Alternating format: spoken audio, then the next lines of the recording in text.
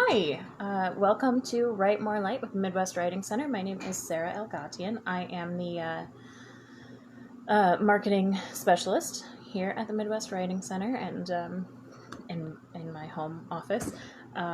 Today we're going to talk about seed journals, which is a term I heard once, and then when I tried to search it on the internet the other day to supplement my own knowledge and advice with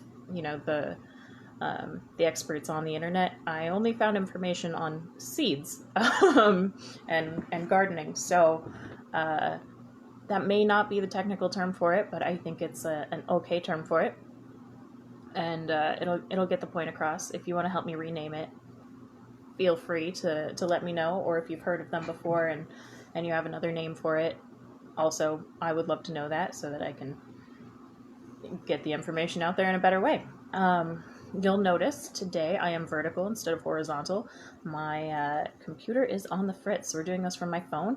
Might have a little bit of technical difficulties because it is much different doing this on the phone. I ordinarily have many more options and play a lot more with the computer while I do this, so bear with me, I guess.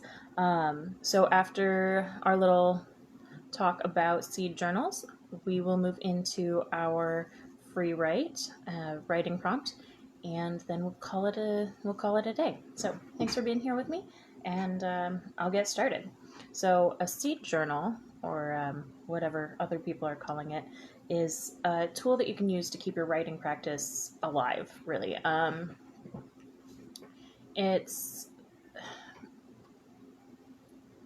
It doesn't have to. I keep everything I do on paper, and it doesn't have to be. You can obviously do this like in notes on your phone, but I am a really tactile person,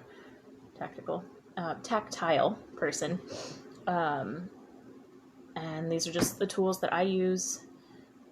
Since I learned this practice, I looked for about an hour last night and about an hour this morning for my first one, which I used in college. I took a class where it was required, and it was amazing. My first one is just ragged, but it is somewhere else. That was 9 years ago. And then also my most recent one is lost. So I started a new one last night. I needed one anyway, but it is not full. Like I had hoped to show you what a used one looked like, but this is what it is. Normally in life I do an A5 notebook, which is this size. I hope that like my face is a good reference point. It can be as thick or thin as you want, and obviously you can do any size. There was a time when I don't think I can reach it. I had a pocket-sized one. I can't reach it, sorry.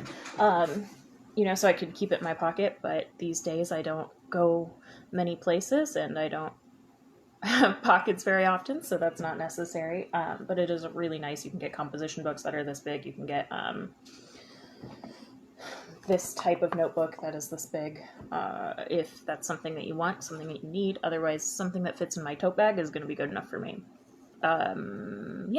When I have I know I haven't actually gotten to what it is. I should maybe rewind and then give notebook advice. Okay, what's a seed journal? It is, I'm going to say a notebook, but again, you can do it on your phone, where you take notes on things that are going to help you be a better writer. So I have many, many sections. In the one that I'm going to show you the sections that I have after 8-9 years of doing a seed journal, keep regularly. And like I said, this one's new, so it's not full and raggedy, and I had hoped to show you a full and raggedy one, but here we are. So first I have a lexicon. First I keep the first few pages empty in case I just need to keep notes, and then you can see my Post-its back here divide the sections up. So I keep a lexicon. This is going to be words I don't know. The first one I did, I'm a little embarrassed about this. My spouse uses the word obfuscate a lot in his writing. And I had to look it up yesterday, and I felt really stupid because I know that word. But it's okay to not know it. I didn't know it the first time I saw it. which is, to blur, make something unclear. Then I keep a section, and this is my favorite one. This is overheard and misheard phrases. My favorites, it's my favorite because I love accidentally eavesdropping, first of all. But then I also include in this things that I misread because that happens to me a lot. I was reading a story by Joe Meno in his book,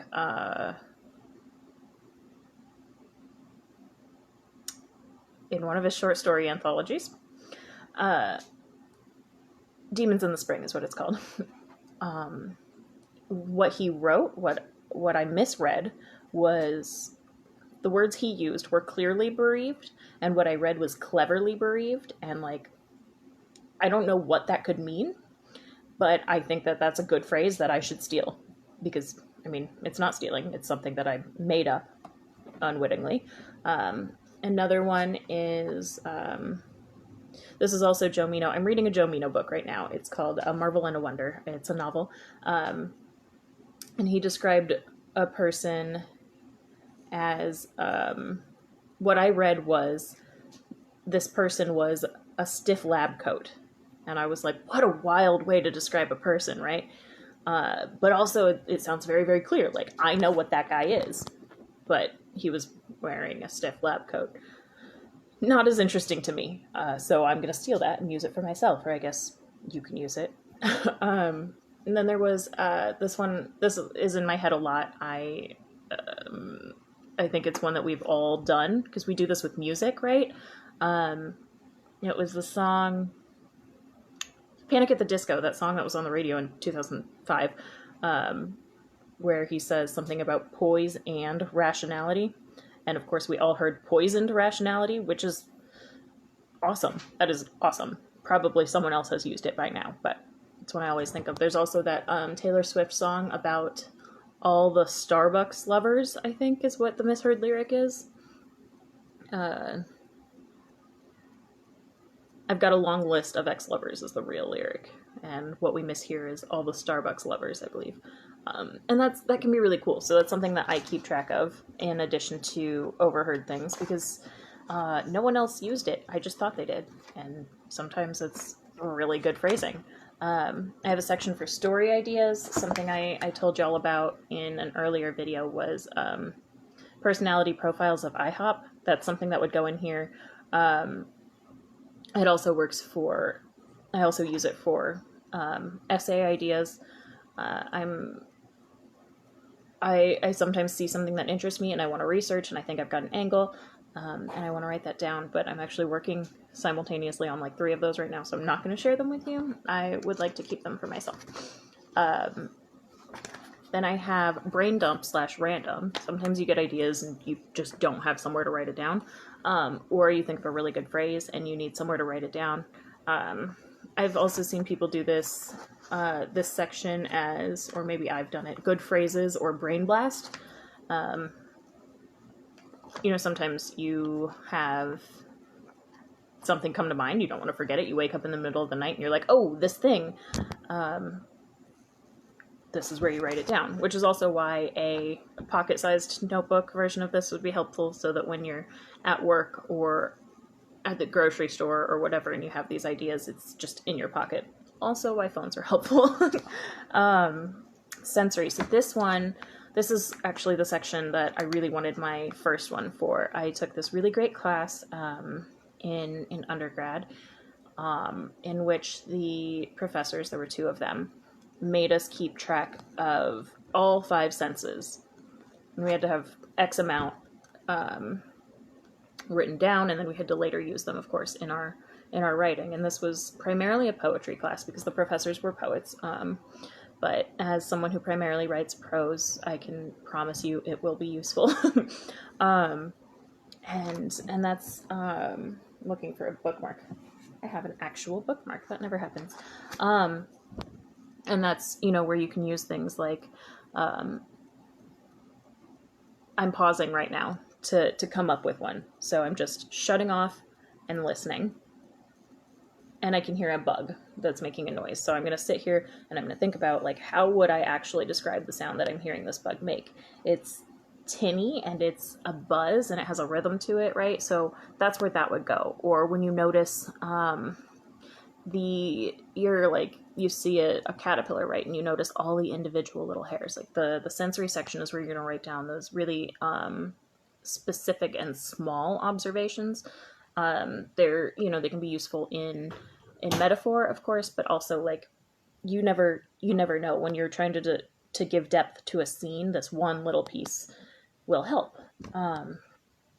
So for instance, I live a little bit in the country, and if I'm describing something going on in the country, and like even if I want a backyard barbecue setup, or a horror story, right? This bug sound might come in handy, and then later, I don't know how you research what kind of bug it is based on the sound, but I know you can. um, Later I can do that research and I can fit it in. There actually is another section that I sometimes keep. It would be like a subsection, and if I had more post-its in my house other than these giant yellow ones, I would do like all yellow for my main sections, and then like a little either a smaller one or a different color to do subsection, like those little arrow ones that you can do. And in the like prompt in my idea section for for my story ideas or whatever, I would have a subsection then for different genres that I want to try. I tend to keep with my comfort zone, but I think it's really important that we branch out, at least experimentally. So, if I was listening to this bug that I just heard, and I was like, what if I was sitting alone at my desk, and I kept hearing this bug, and I kept hearing this bug, and it turns into a horror story. I'm saying this because I've never written horror, but I can see like someone slowly going insane to the sound of this bug, and then it turns out that the bug is actually for real the monster. I don't write horror, but these things could happen, right? And you never know what's going to trigger that idea.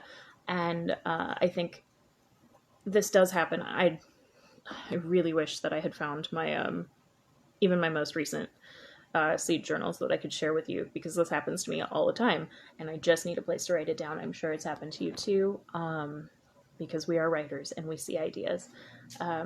I have had a lot of ideas for like soft, I don't know the phrase for it, but like soft sci-fi or magical realism, that I've never tried because it intimidates me. And I have a really serious problem with my own personal suspension of disbelief. And I like to joke that maybe my imagination is broken because of that. But sometimes I get this idea, like, what if we lived in a world in which just one little thing was off, right? For instance, water is solid, and that's just like the one weird thing about this world. I know. That was not the idea I hoped to give you, but we still need water to survive, except that water is solid. I think I said isn't. Like, what then? What in that world? And you need a place to keep track of these ideas so you can come back to them. Other sections. Oh, my bookmark fell out.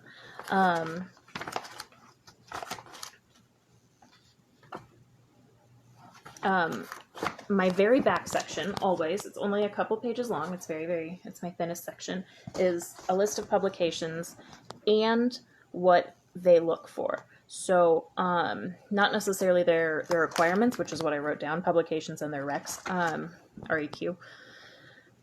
But like, there's this one magazine that I really like, but I don't have anything yet written that fits their shtick. And I keep them all bookmarked, of course, so I can find them later. But if I do write something that fits, there's the one that I'm thinking of right now. They take, ordinary fiction, nonfiction, poetry, but there has to be a spooky element to it. Like I said, I don't write horror, but like if I write something that I think has a spooky element to it, like right now I am taking a class through Iowa City Poetry, in which we are currently working on poems based on dream journaling.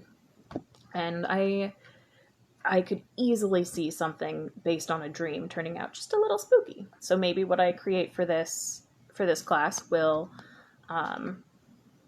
work for that, and I'll be able to use it. So that's why it's important to me to have that list on hand rather than having to remember to go and check my computer bookmarks later. That's important, I think.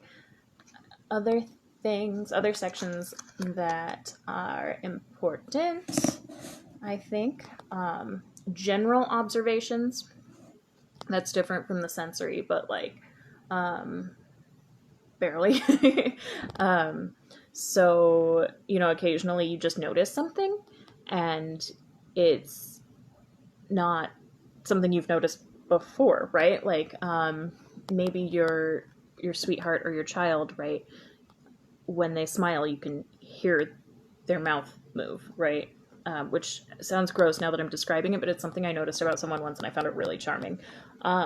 Or, your pet always lays in the sun, but you didn't realize that coming through this window, the sun is fragmented. And it's not like a super interesting sensory detail, but it's something you might want to hold on to for later, for a description later.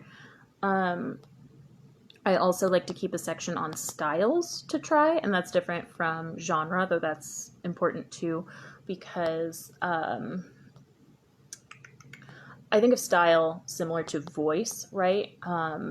Someone who I have a big writer crush on is Daniel Handler. I've talked about him before because the first few times I read him, it was mind-blowing because he just mixes up style and voice a lot within a single narrative or within a single volume. And I don't find I find myself plenty funny, but I don't think of myself as a funny person or a funny writer. So that's something that I'll take notes on while I'm reading. I'll be like, okay, he did this thing. I want to be able to do that. Even if it's just an experiment, I'll write that down in my seed journal under the style section, right? Insert I, first person, into a third person narrative falls under that category. Or how to make a sentence funny. I think what he did here was add one really weird detail. Maybe he didn't, but that's something that I'll write down in my style or voice to try. Second person, I think, is one that we've all experimented with, at least after reading Bright Lights, Big City. That's certainly, I would say, falls under voice or style more than genre. Genre is not second person. You can have a second person. I would say a lot of poems are in first/second person, but you can have second person fiction, you can have second person nonfiction, you can have it's not a genre, I guess that's just the point there. Another stylistic thing, or that I would put in the style/voice to try would be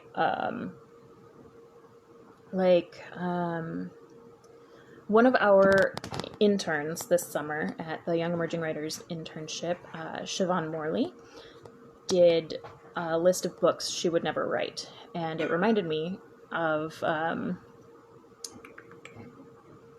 Perfect Vacuum by Stanislaw Lem. It's an entire book of book reviews, but the books being reviewed don't exist. That's a really cool thing to try. There's also another, I would again say this is style more than genre, would be writing a book as a lexicon. There's Dictionary of Khazars that already exists. There's a he's a YA writer, Levithan, I think is his last name. He wrote a lexicon book, and it's a love story. And that one's pretty cool. It's very easy to read. It's very thin, like maybe 130 pages, 150 pages. And it tells a love story out of order just by defining words, and are the narrative.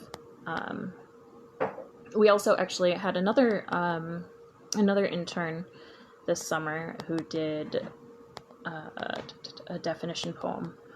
I cannot remember. Hi, sorry about that. I guess I lost signal for a moment. I believe the intern who did the dictionary poem was Tana Hogan.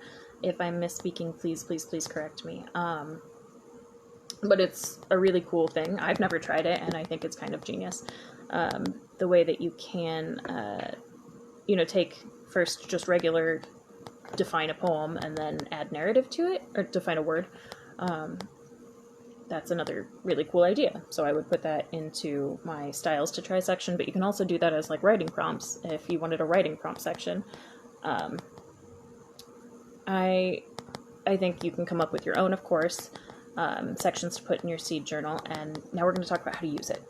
So I would pick this up, and this is why it's especially annoying that I can't find my older ones right now, because if you're in a slump, that's exactly the time when you need to have it, and you need to have your old ones on hand that are full, because an empty one won't do you any good when you're trying to pick up your writing habit. Having a seed journal, for me, increases my productivity so much, because when I'm in a slump, in any kind of way, not necessarily writer's block, but like I don't know what phrase to use next, or I'm in editing and I don't know how to make this scene feel physically like a real place, or I don't know how to describe this person's. I'm in editing, right, and I'm redrafting, and I don't know how to describe this person's personality, and I want to do it in under a sentence, or whatever. That's when the seed journal comes out.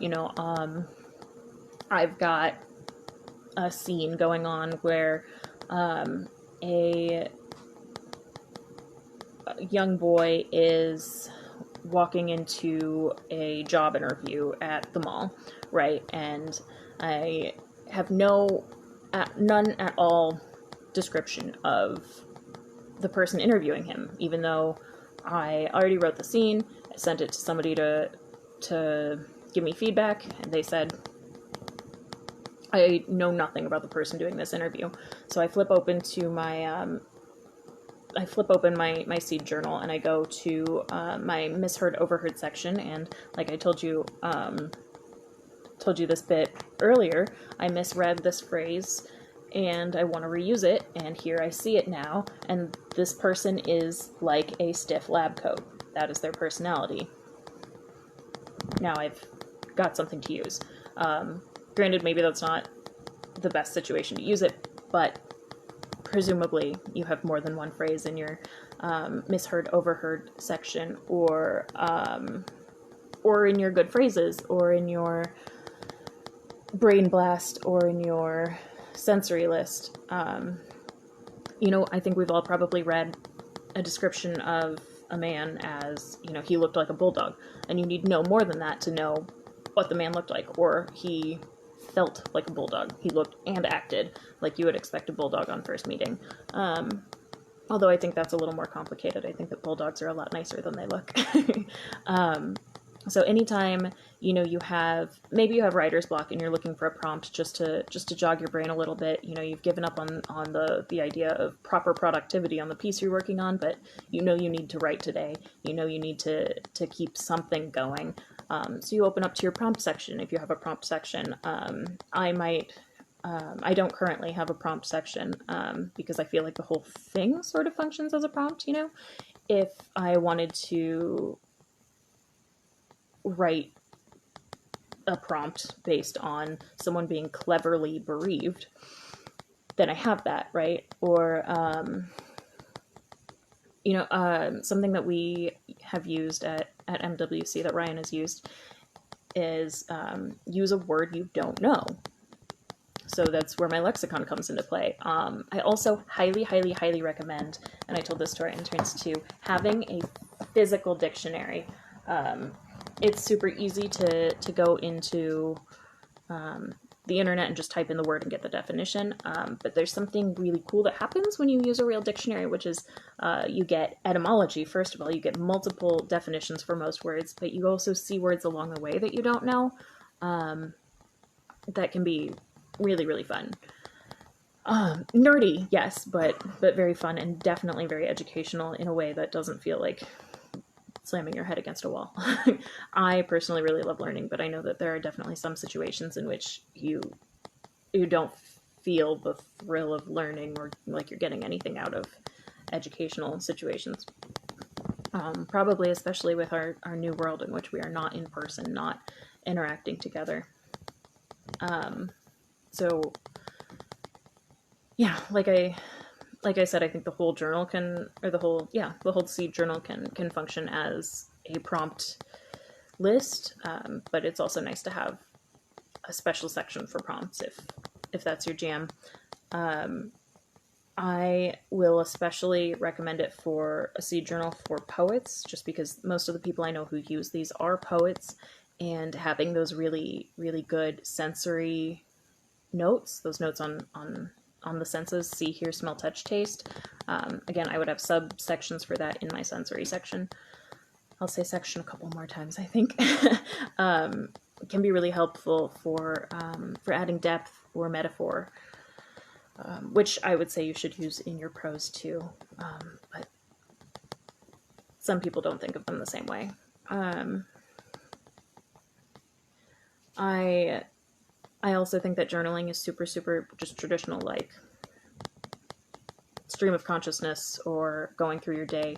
Journaling can be really helpful in creating a writing practice. So I will also say, like, journal on this sensory observation, or journal on what it might mean to have a poisoned rationality. Journal on or free write on this good phrase that you came across, or thought of. Having a seed journal, I think, because it's just a little bit organized, is more useful than keeping these notes in a regular journal where you may not be able to find them again. I know that I have tried that, and then they're just lost forever unless I happen to be looking through an old journal, which I don't do a whole lot. It doesn't serve me well to do that. There's not much of a purpose to it. I'm going to show you now other sort of parsed out sections of notebooks that I have. This one, the first section is to-do lists and projects. I don't have it labeled. I almost never label the first section for some reason. Then I have a section that's writing. So whatever I'm actually working on here is the writing. And then I have a section called Zine, which was a project that I was working on and clearly didn't use this notebook for. It was not to make a zine, it was to make a book that looked like a zine. And I thought there was a section in there, but there was not for references, places to reference while writing. And here, actually, I don't know, this is in my writing section, so maybe I just mislabeled it a little bit, is a list of pieces that I was submitting. Most of us, I think, eventually move on from having a physical, that's pieces I was submitting, not places.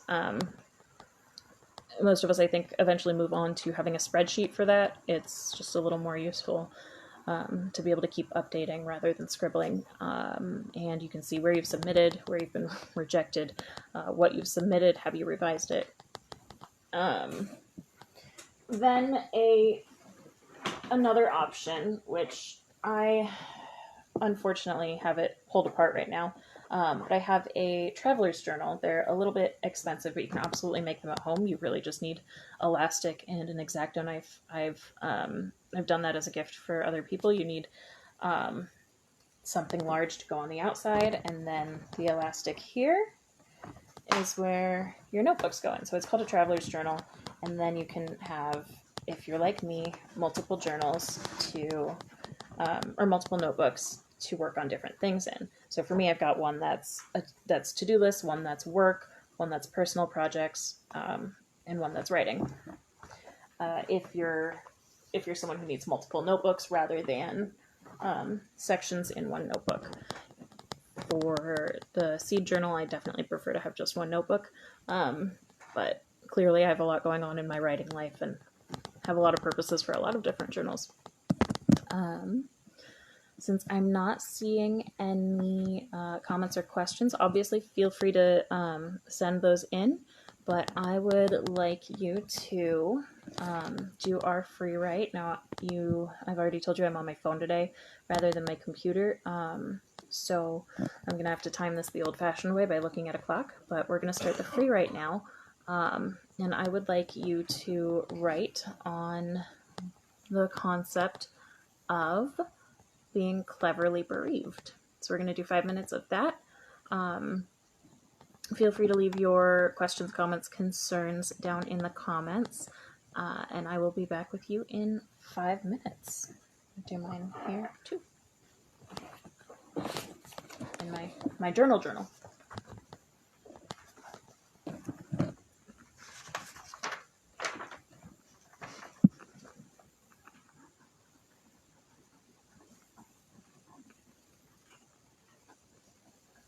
I say this every time now, but if your free writes just turn into journaling, that's okay. That happens to me most of the time, and as long as you're getting the juices flowing, that's what matters. So, cleverly bereaved.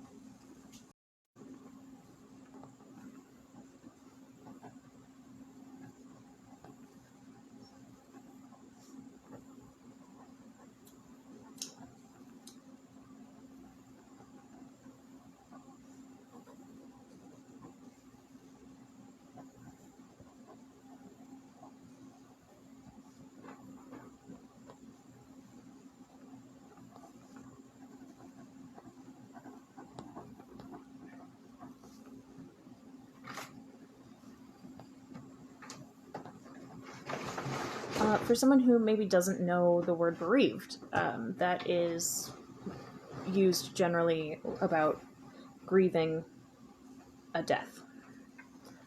So there's something to think about, like what kind of person would be clever in their bereavement. I'm sort of thinking, like, is that a manipulation? Is there a whole character there? Is there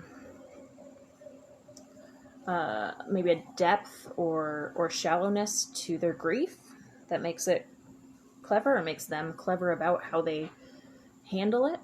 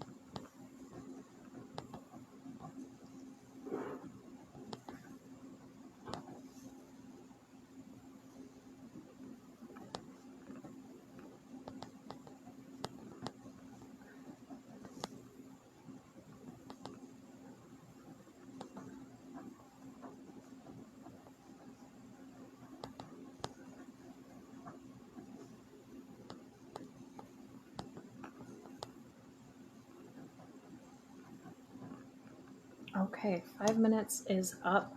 I talked through a lot of it, so I apologize if that was a distraction to you, but please feel free to keep writing after this video ends. I hope that you will. I mostly journaled on the concept, which, like I said, is totally fine, because if you're going to use the concept of someone who is cleverly bereaved, like, you have to understand what you mean by that, and that's a personality I honestly cannot figure out, and I think I'm going to delve into it. Maybe this is a personality profile, maybe this is a character character development, character sheet, almost everything that you do with a seed journal, with your writing prompts, can be used later. And that's why we do it. That's why we do a lot of it. If you can't remember any of your ideas, then they won't serve you. So thank you so much for joining me today for Write More Light. I hope that this was fun for you, useful for you. I actually had a lot of fun. This is something that I care a lot about, and I think that more people should use and have good use out of seed journaling, because I don't know, I think a lot of us start out with just one notebook where we keep all of our notes and then can't find it later. So please reach out in the comments, in email, wherever. Let us know what you want us to talk about here in the Write More Light, what kind of guests you want us to have on, what kind of services we can provide. We are a community resource, so maybe we have what you're looking for. Maybe we can be helpful in your classes. Reach out. Ryan is a whole library with the wealth of information that he has, and the services he can provide. I'm here. We want to be there for you and for your writing needs. So please reach out, and don't forget to write more light into your life. Thank you so much for being here.